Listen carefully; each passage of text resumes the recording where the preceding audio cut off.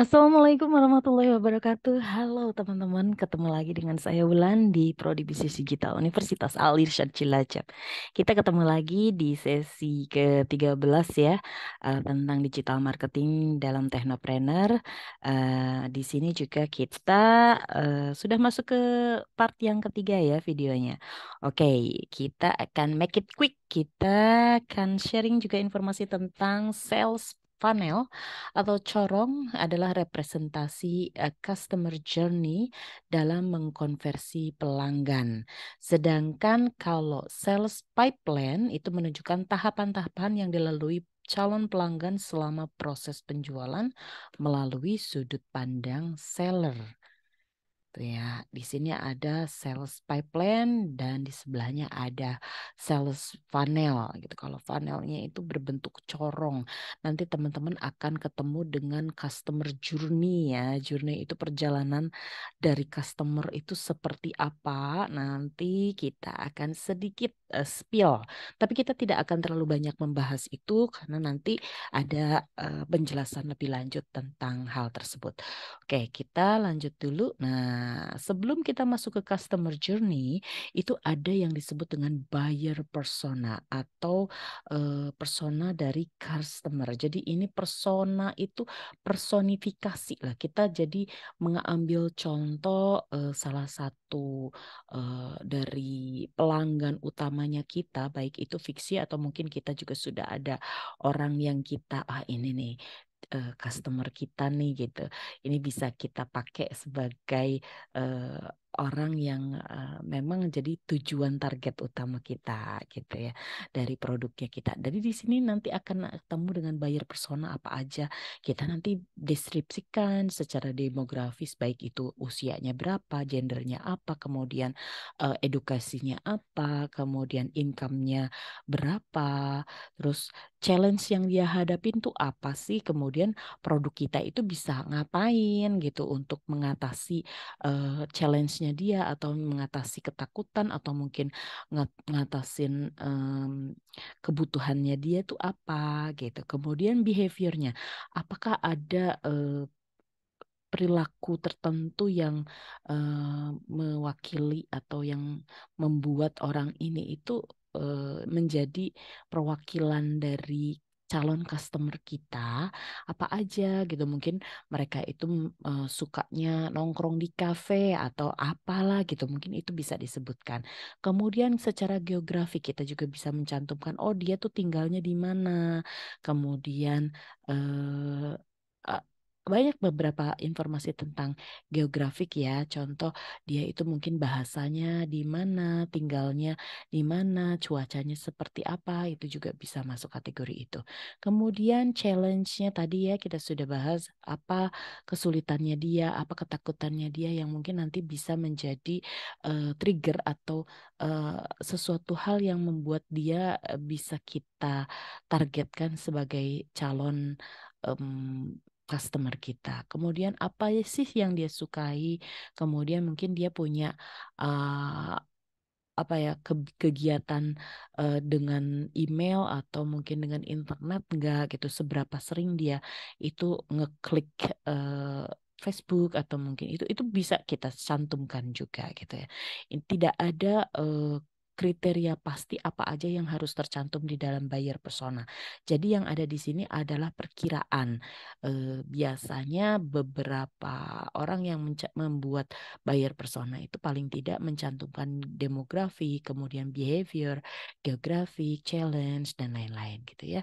Ini baik nih, contohnya adalah yang Sarah demografiknya usianya 30, gendernya female, kemudian educationnya itu adalah sarjana, income levelnya adalah middle class, jadi orang yang menengah ya, apa namanya pendapatannya. Kemudian challenge-nya itu dia itu suka behaviornya dulu. Behaviornya itu dia itu berlangganan Forbes, majalah ya. Kemudian actionnya itu dia suka sign up untuk di blog related to successful business. Jadi dia suka info-info memberikan informasi-informasi tentang suksesan bisnis. Dia sering tuh masuk ke blog-blog yang berhubungan dengan itu. Kemudian geografiknya dia tinggalnya di USA, kemudian challenge-nya itu uh, dia itu sangat finding new channel to grow business. Jadi dia itu sangat membutuhkan atau mencari uh, channel yang bisa membuat bisnisnya dia tuh berkembang apa gitu. Kemudian uh, email preference-nya itu berapa banyak waktunya dia berhubungan dengan email gitu kan. Jadi di sini dia bilang how often do they open. Jadi mereka sering membuka email itu sekitar 60% dan berapa banyak dia itu ngeklik gitu. Buka sih buka tapi ngeklik informasi yang ada di email itu berapa banyak. Ternyata kalau Sarah ini perkiraan sekitar 25%.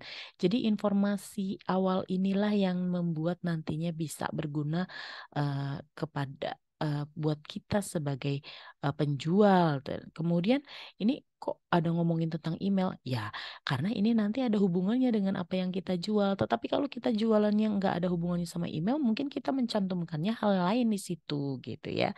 Nggak harus eh, ada selalu tentang email preference dan lain-lain. Itu bisa dipakai informasi-informasi yang lain. Atau contoh dia sangat suka jajan cilok atau mungkin dia sangat suka ngemil. Nah, itu juga informasi-informasi yang bisa kita cantumkan mungkin di sisi behavior atau di mana gitu ya. Ini contoh bayar persona JEB demografik usianya segini. Nah, kan sedikit ini di sini informasi hanya mencantumkan sampai income level. Ini bisa saja ini persona bayar persona juga. Tapi semakin detail itu semakin bagus. Nah, ini Julie Janelle Robinson. Ini di sini ada sampai ke motivasinya dia, ada frustasinya dia tuh apa saja, kemudian tujuannya dia itu apa, menurut favorit kopi beansnya dia suka nongkrong di kopi-kopi kedai kopi mana aja itu sampai ada informasi tentang itu. Nah, jadi beda-beda silakan ya. Yang penting teman-teman bisa mulai mendeskripsikan seperti apa sih pelanggan kita gitu. Nah, setelah kita dapat menginformasikan atau mendeskripsikan buyer persona, maka nanti kita bisa membuat sebuah customer journey map. Jadi di sini nanti kita bisa eh, pada saat apa mungkin tadi kita ngomongin tentang si ini ya perempuan tadi ada Robinson tadi siapa Janil Robinson dan juga ada Sarah mungkin ya.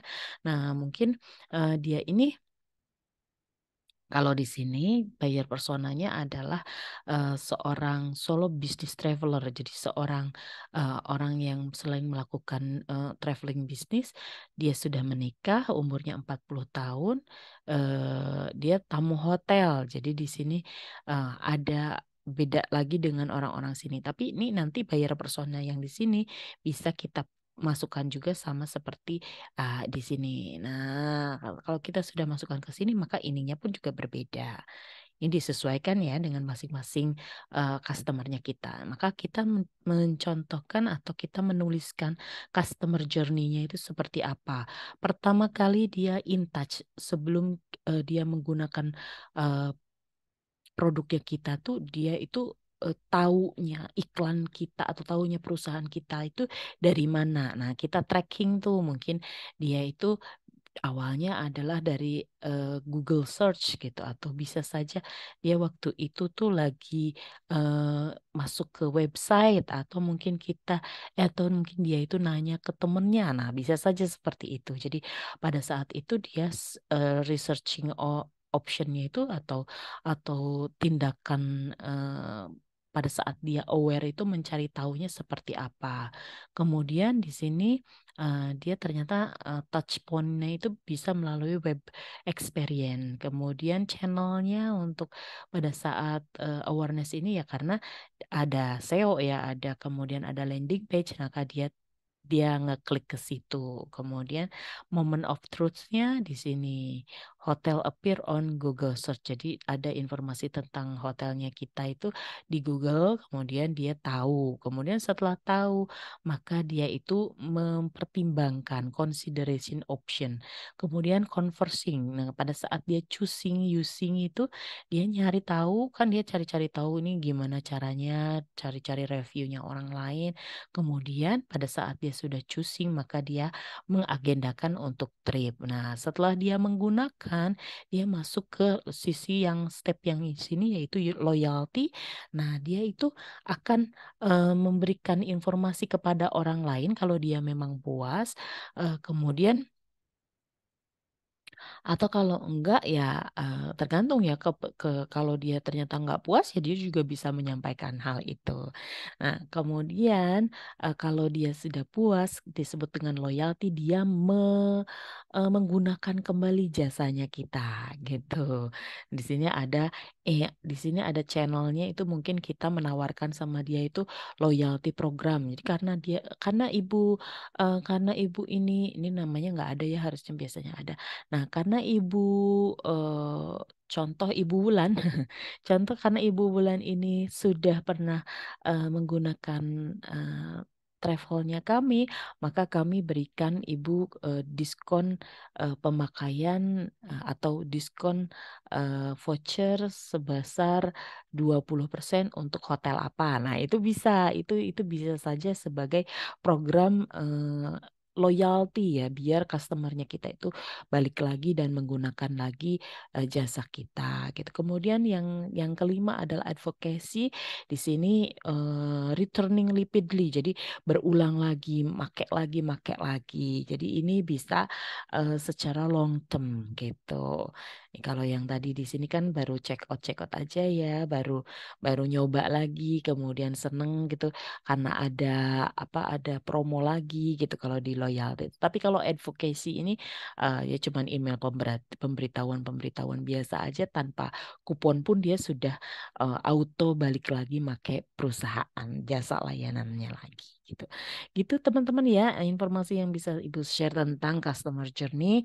Di sini jadi stepnya adalah kita harus tahu dulu pada saat kita melakukan pemasaran secara digital, kita harus tahu dulu eh, nanti medianya yang akan kita pilih untuk mendatangkan traffic itu apa. Kemudian pada saat orang itu sudah aware, kemudian apa yang harus kita lakukan, calon-calon pelanggan kita tuh seperti apa. Nah, kita sudah harus mulai deskripsikan gitu sejak awal. Kemudian kita coba untuk buat sebuah peta customer journey atau perjalanan mereka dari mulai mereka tahu iklannya kita atau produknya kita sampai mereka itu nanti bisa menjadi customer loyalnya kita atau orang-orang yang memang nantinya bisa menjadi brand ambassadornya kita atau mungkin bisa apa ya menjadi orang yang mempromosikan produk-produknya kita meskipun tidak dibayar gitu karena mereka memang sudah senang sekali atau loyal sekali. Oke teman-teman begitu ya informasi yang bisa saya sharing. Terima kasih atas perhatiannya. Assalamualaikum warahmatullahi wabarakatuh.